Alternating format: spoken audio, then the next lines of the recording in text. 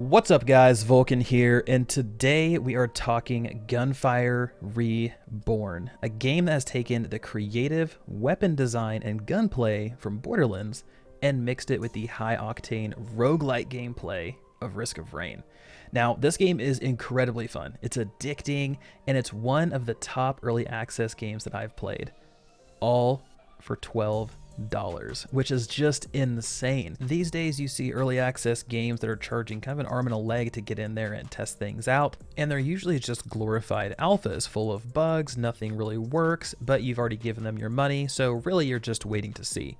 This game is not that. It has a few levels, it's all fleshed out, it plays well, I've had a good time with it so far, but what exactly is it?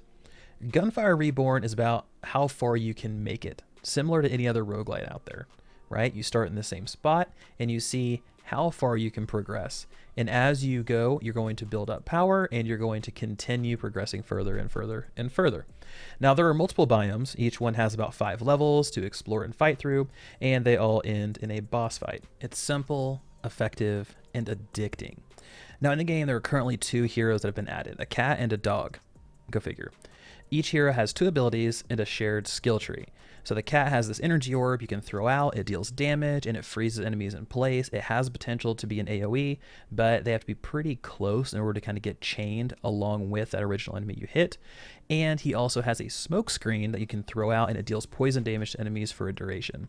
Now the cool thing about the smoke screen is it does have like ammo, but this ammo drops everywhere. So you'll see these little green kind of like balls drop when you kill enemies. You pick those up, and those are your smoke screens. The dog, on the other hand, has the ability to wield both weapons at the same time for maximum damage, and he has a grenade. But unfortunately, the dog isn't unlocked until you reach level 30, which can take a few hours of solid play, so you're going to be getting really, really comfortable with the cat, and I'm not knocking the cat at all. The cat does some great stuff. It has the ability to freeze, like we talked about, and the smoke screen, and I really like it, but I think I would really like to see the dog maybe brought down a little bit, because after roughly 2 hours of play, I'm at level 10. So if you take that and extrapolate it out, I mean, that's about 6 hours of gameplay before you can unlock the dog. I think it's more comfortable around the 15 level mark, but I'm not entirely sure. I haven't got to play the dog quite yet, so here's where we are. Moving into the armory, Gunfire Reborn literally has the word gun in its title, which means it needs to bring the heat with their weapon variety.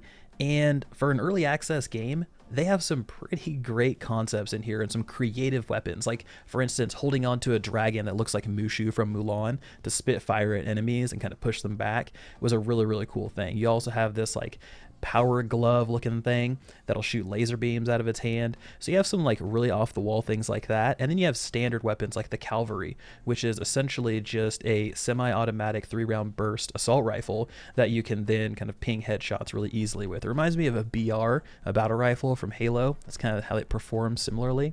You can't aim down the sights in any of these weapons unless there's a specific secondary skill, like for a sniper rifle, that allows you to aim down sights. So everything is really kind of hip fire, just like an old school shooter. So there are currently 34 weapons in the game. Each one is going to roll with a static effect. So each time you're going to have that one effect, and then they're going to add random effects on there as well. So there are some obvious balance issues with some of the weapons because they just don't perform well compared to others. For instance, this chain gun called Little Hippo absolutely shreds everything, including bosses. It's almost like putting easy mode on, at least for me. I was able to kill the first boss without him jumping back more than once. So it's one of those things where it's just, you can see how well it performs compared to other ones. Then I had another heavy weapon that was this crossbow that would charge up and it would deal a considerable amount of damage, but it just didn't feel good. It felt clunky. You had to charge it up. You couldn't rapid fire it. And when you're fighting things that are on the move and they're very quick, then it becomes useless. Now, this doesn't happen to all the weapons. There's only a couple that have really felt either way underpowered or useless in most situations. Beyond that, the weapon variation is really great, and I think it's a strong starting spot. In addition to the weapons, you're also going to find things like scrolls, which act as boosts or modifiers. Sometimes these can be cursed, which gives you a negative effect instead of helping you. Other times they're incredibly overpowered, like giving you extra revives. So that way if you go down multiple times, you can continue paying to bring yourself back up with your souls.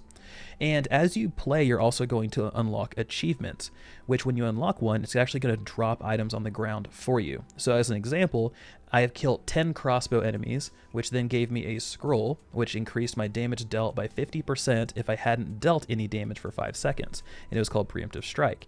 So it's one of those things where if I was moving from room to room, then I would essentially start the room with a strong buff that would allow me to maybe one-shot one of the enemies and give me an advantage right out of the gate. For each run, you're going to start off in the same place, on the same map. But due to procedural generation, you're going to experience maps differently each time. They change for each run. You're going to have different room layouts. You're going to have different vault locations. You're going to have all this type of stuff. Now, speaking of vault, these are hidden things on the map. They're like these big purple glowing cracks in the wall. If you shoot them, they open up to a portal and they take you to a hidden room. Now, during your first playthrough, you're not going to be able to access these because that's part of the tutorial. You'll play your first run, you'll die, and then you'll have to spend your souls to unlock vaults. And once you unlock vaults, this is where things get just epic, because what'll happen is you'll have these vaults that you find. You go in there, you wipe out all the enemies, it unlocks a chest. You're going to get loot like weapons, things like that. You're going to get scrolls, and it's going to make you more and more and more powerful, and you're going to have access to greater and greater and greater rewards. So these are things you definitely don't want to skip, and they're pretty fun. They'll also add a challenge mode every now and then where all the enemies will turn into suicide bombers, or when you kill an enemy, they actually spawn another enemy at half health, so you have to kill them. So there's all these kind of different variations that come into these vaults to keep things interesting. Now, speaking of, I talked about your first run as like a tutorial. It's going to be rough. It gets much easier after that thanks to their progression system, which we'll cover in a second, but it's going to be rough and slow. So don't feel like that's how the entire game plays out. Get through your first run. If you can kill the first boss, great. If you can't, that's okay, because you'll have enough souls to unlock the vaults, and then at that point, you're going to make things easier on yourself. You're also going to run into vendors that are placed around the map, and these vendors can either sell you weapons, items to refill your health, refill your ammo, or you can have a craftsman that'll upgrade your current weapons for a pretty steep price. And that goes for both the vendors, because everything is so expensive. You need to be careful on what you choose.